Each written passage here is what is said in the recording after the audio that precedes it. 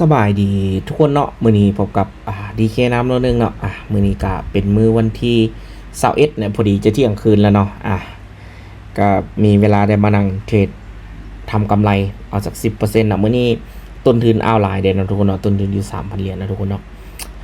นำจะออกออเดอร์ขั้นต่ำบริหารทุนอยู่50 เหรียญเนาะจัดไปเนาะก็นั่งเบิ่งตลาดสักพักนึงแหละเนาะได้ประมาณสัก30กับ40 นาทีนี่แหละ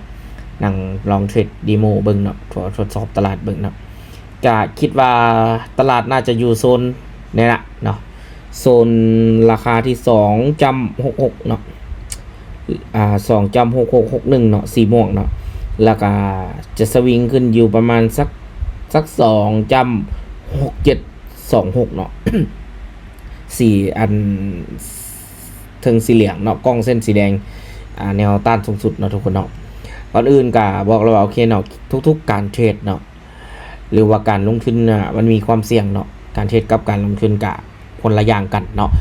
การเทรดก็จะมีความเสี่ยงสูงเนาะแต่ว่าบ่ว่าจะเฮ็ดหยังเนาะก็มีความเสี่ยงทั้งนั้นเนาะทุกคนเนาะใครที่อยากจะลงทุนหรือว่าอยากจะเทรดเนาะแล้วจะศึกษาเรื่องคริปโตเคอเรนซีต่างๆเนาะแม่นให้ศึกษาให้มันดีเนาะทุกคนเนาะคลิปนี้เป็นเพียงแนวทางเนาะที่ว่าหลายคน FC ขอกันเข้ามาเนาะว่าอยากรู้แนวรับที่แข็งแห้งเนาะแนวต้านที่แข็งแห้งเป็นแบบใดเนาะน้ำจะแบ่งชั้นสีเนาะตะกี้อาจจะบ่ได้แบ่งชั้นสีเนาะแต่หอมนี่จะแบ่งชั้นสีให้เบิ่งเนาะเนาะตอนนี้ก็คือโอเคเนาะลบไป2ออเดอร์เนาะก็คือเสียไปแล้วละ160 เหรียญนะทุกคนเนาะเนื่องจากโอเคเนาะคิดว่าต่อไปก็น่าจะบ่มีปัญหาแล้วแหละเนาะเพราะว่า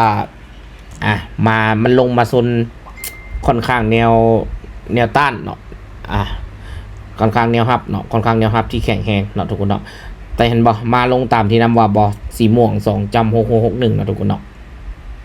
พอสังเกตเนาะดูประวัติย้อนหลังของมันแล้วก็สังเกตอินดิเคเตอร์ของมันเนาะอินดิเคเตอร์นี่มื้อนี้ที่จะใช้ก็จะเป็นวิลเลียมเปอร์เซ็นต์ R คือเก่าเนาะจะสังเกตเห็นเนาะอินดิเคเตอร์ก็จะเห็นแนวพาดแนวต้านอยู่ที่ลบ100พอดีเนาะก็จะเป็นจังหวะที่ว่า-100คือนำจะตัดสินใจเข้าออเดอร์บายทันทีเนาะแบบนี้บ่ได้เอื้อนว่าการดักตลาดเนาะบวกกับมันไปต่ำเนาะต่ำกับแนวรับที่แข็งแรงเนาะทุกคนเนาะตอนนี้ก็กลับมาบวกแล้ว38 เหรียญนะทุกคนเนาะน้ำกระสีเดินขั้นต่ำอยู่50 เหรียญนะเพราะว่าพอร์ตหลายเนาะถ้าเจ้ากับ300ถ้าว่าเฮาเดินแบบ1 เหรียญ 2-3 เหรียญสิเนาะจะให้เฮาอยู่ตลาดดนเนาะแล้วก็มีความเสี่ยงเนาะต่อ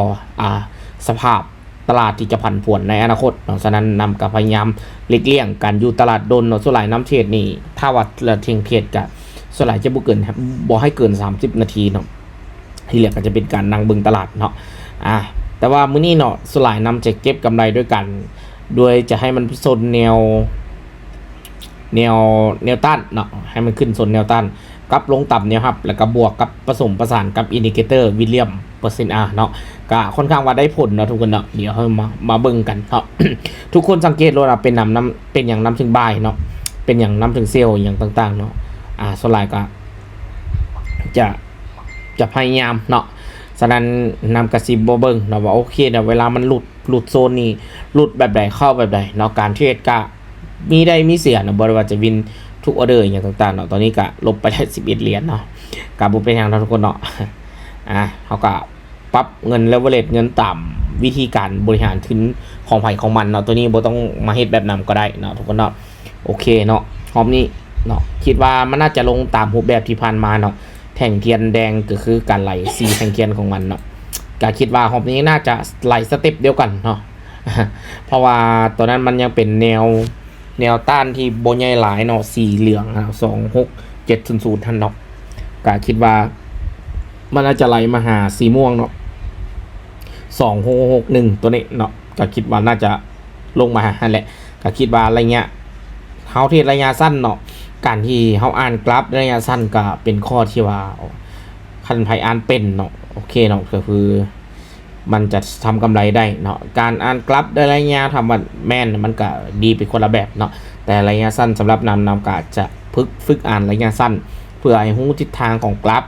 เนาะในระยะ1 นาที2 นาทีหรือวันลงมาแบบนี้เนาะ แล้วก็สังเกตอาการของแท่งเทียนอาการของอินดิเคเตอร์จะประมวลผลตลาดได้ค่อนข้างว่าตอบโจทย์กว่าเนาะคือแบบนี้ก็น้ำก็จะไหลขายเรื่อยๆแล้วเพราะว่า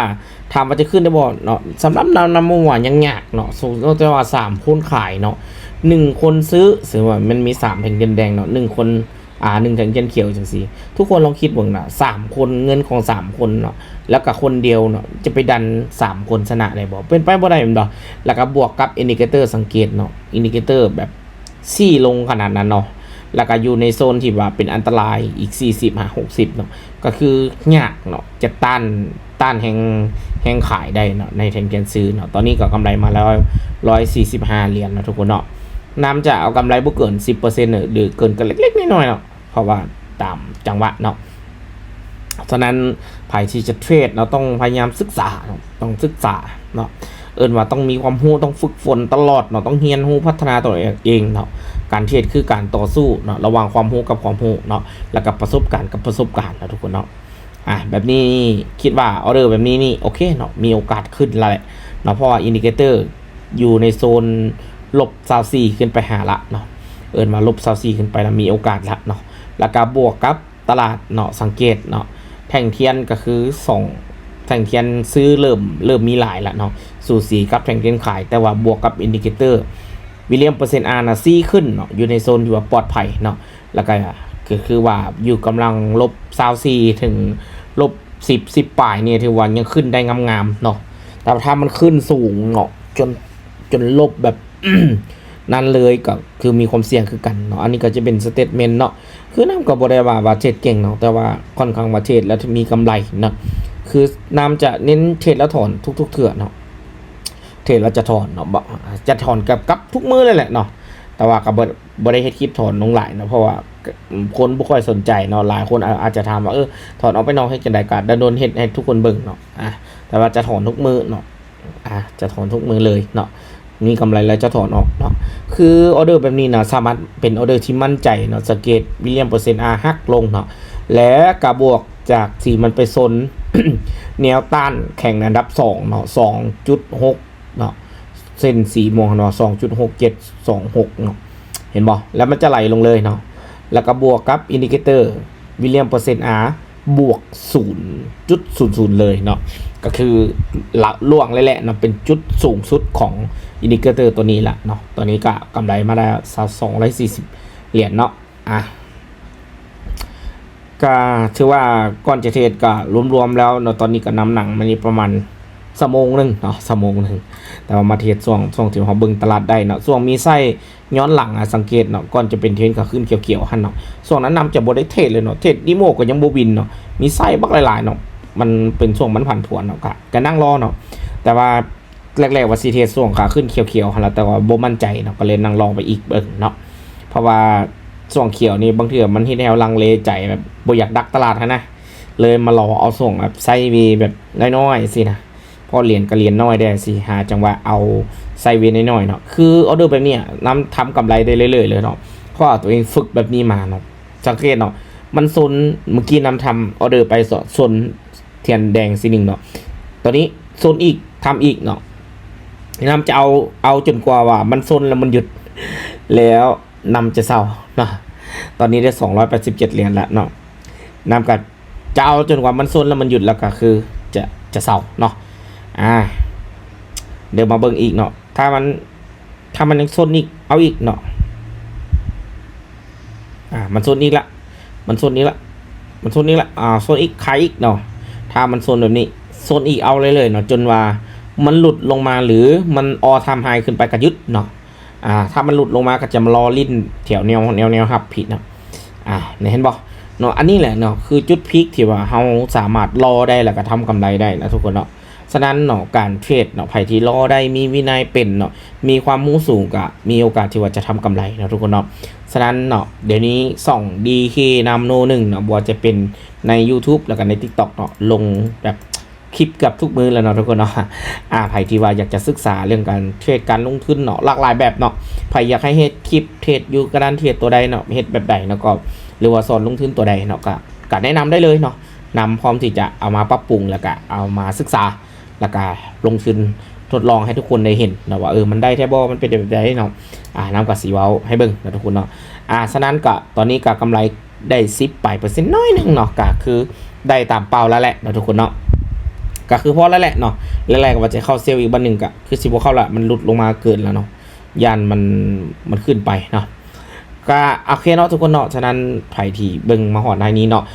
60%ที่เบิ่งช่องของดีเคนำนึงแล้วเนาะยังบ่ทันกดติดตามอย่าลืมกดติดตามช่องดีเคนำนึงเนาะ40%ที่กดติดตามแล้วขอขอบใจเนาะจากหัวใจเลยทุกคนเนาะฉะนั้นFC เนาะไผที่ว่าโอเคเนาะนั้นเนาะอยากเฮ็ดกิจกรรมก็สามารถพิมพ์เข้ามาได้เนาะอยากให้นำเฮ็ดกิจกรรมแบบใดนะทุกคนเนาะเพื่อบ่พลาดเนื้อหาข่าวสารที่ดีนะทุกคนเนาะฉะนั้นการลงทุนเนาะต้องตระหนักให้ดีนะทุกคนเนาะก็บ่ว่าจะเป็นการเทรดการหยังนะทุกคนเนาะถ้าเฮาบ่ตระหนักหรือว่าบ่มีความรู้กับมันเนาะอาจจะเฮ็ดให้เงินที่เจ้ามีอยู่นั้นเบิดไปได้ทุกเมื่อเนาะถ้าหากเจ้ามีความรู้เนาะเจ้าศึกษาเนาะมีประสบการณ์หลายฝึกฝนตัวเองตลอดเนาะอาจจะปั้นเงินเนาะจากเงินเล็กๆน้อยๆของเจ้าเนาะแต่ต้องใช้ระยะเวลานะทุกคนเนาะอย่าเอาคนที่มีเงินหลายมาเป็นต้นแบบเนาะว่าเราคือได้กำไรหลายเราคือเอากำไรหลายเพราะว่าต้นทุนเขามันหลายเนาะฉะนั้นต้นทุนเขาแต่ละคนบ่เท่ากันเนาะให้แต่ละคนศึกษาให้ดีเนาะสำหรับคลิปนี้ก็บอกว่าอะไรใหญ่ห่างเนาะขอขอบใจทุกคนเนาะเดี๋ยวจะไปถอนก่อนเนาะ